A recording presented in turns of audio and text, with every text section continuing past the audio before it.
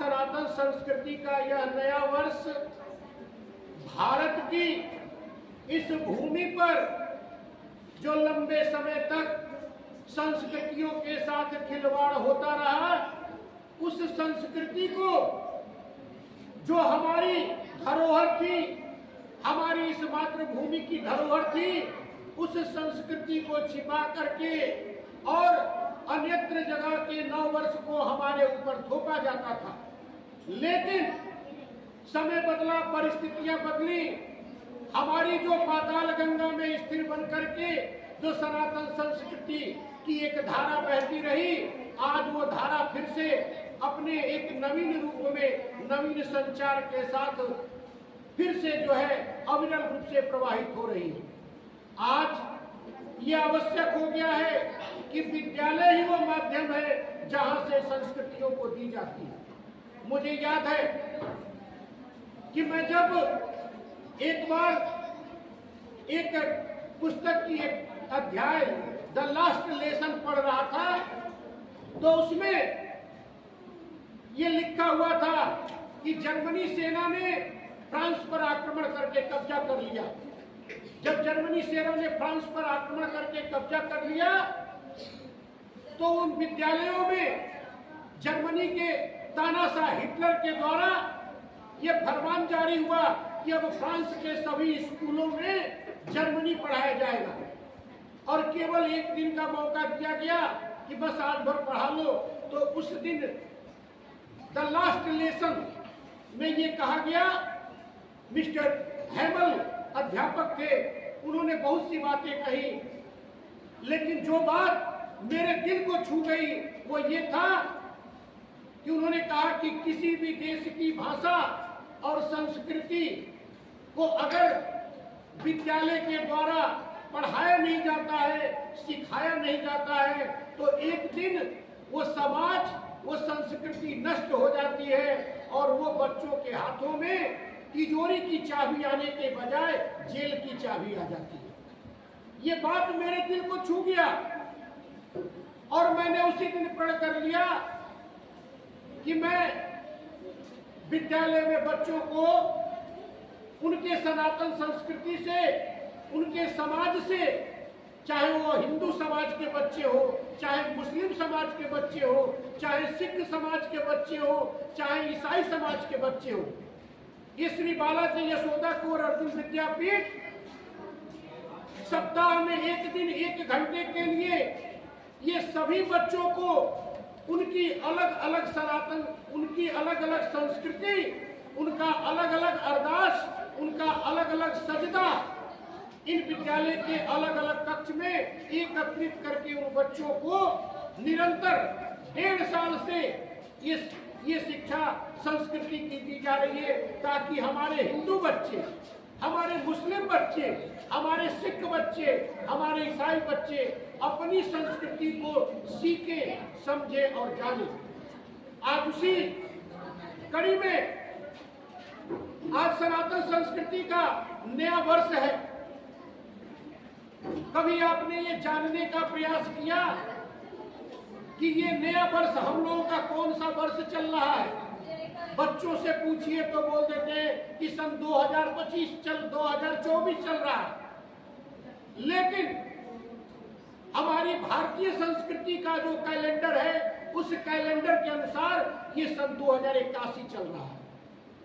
ये सन 2081 चल रहा है और हमारे के यहाँ चक्रवर्ती सम्राट विक्रमादित्य के शासन काल में भारतीय मनीषियों ने काल गणना के लिए ब्रह्मांड का बहुत सूक्ष्मता से अध्ययन करते हुए भारतीय वैदिक ज्योतिष के आधार पर पंचांग बनाया, जिसका नाम है पंच अंग। जिस तरह से हमारा ये शरीर पंच तत्वों से निर्मित हुआ है, छित जल पावन गगन समीरा, उसी तरह से हमारा ये ब्रह्मांड का, हमारा समय, हमारी तारीख, ये पंच अंग से निर्धारित हुआ है। इसका नाम रखा गया पंचांग। पंचांग के 5 अंग होते हैं। पहला अंग तिथि होता है। आज प्रतिपदा है, आज 9 वर्ष का पहला दिन है, प्रतिपदा है, और दूसरा हमारे पंचांग का अंग है वार। आज मंगलवार है, आज मंगलवार है। और तीसरा हमारे पंचांग में बनाया गया नक्षत्र, ज्योतिष शास्त्र के आधार पर नक्षत्र की जानकारी की जा सकती है। और चौथा पंचांग का अंग है योग, योग है।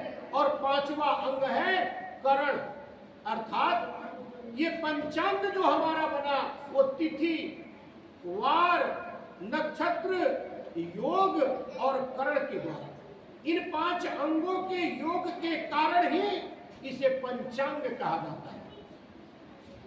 हम मनुष्य की देह भी पंच तत्व का योग है। यदि हमारे 5 तत्व काल गणना के 5 अंगों की लय से लय मिलाकर चलते हैं, तब हमारा जीवन प्रलय का भागी नहीं होता है। क्योंकि 5 अंग और 5 तत्व ये जब दोनों लय से लय मिला लेते हैं तो हमारे जीवन की लय जो है सुंदर हो जाती है। इतनी सुंदर हो जाती है कि देखो बच्चों, ये 5 अंग जो तिथि, वार, नक्षत्र, योग और करण है, और जो 5 तत्व है, वो 5 तत्व जो चित्त जल पावक गगन समीर है, ये 5 तत्व अंग पंचांग के जो हमारे समय से जुड़ा है और पंच तत्व जो हमारे शरीर से जुड़ा है, ये जब दोनों मिल जाते हैं तो हमारे जीवन में एक लय और एक जो है झंकरण होता है, एक झंकृत होता है। और ये झंकृत कैसा होता है? जब केवल शब्द सुनते हैं तो हमारे दिमाग का बायां हिस्सा खुल करके समझता है। दिमाग के 2 हिस्से हैं, एक बायां हिस्सा है और एक दायां हिस्सा है।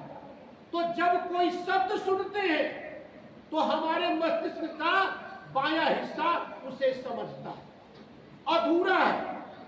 लेकिन जब शब्द के साथ लय मिल जाता है, अर्थात जब संगीत जुड़ जाता है, तो दायां हिस्सा, हमारे मस्तिष्क का दायां हिस्सा संगीत को समझता है। इसीलिए वेद वेदांतों में, पुराणों में, ऋचाओं में गा करके उसे संगीत के साथ गा करके उसे कहने के लिए बताया गया है। क्यों? क्योंकि इससे हमारा दायां और बायां दोनों मस्तिष्क पूरी तरह खुल जाता है और ये एक पूरा ऊर्जा प्रदान करता है, और यही ऊर्जा हमारे जीवन को सार्थक बनाता है। नवरात्रि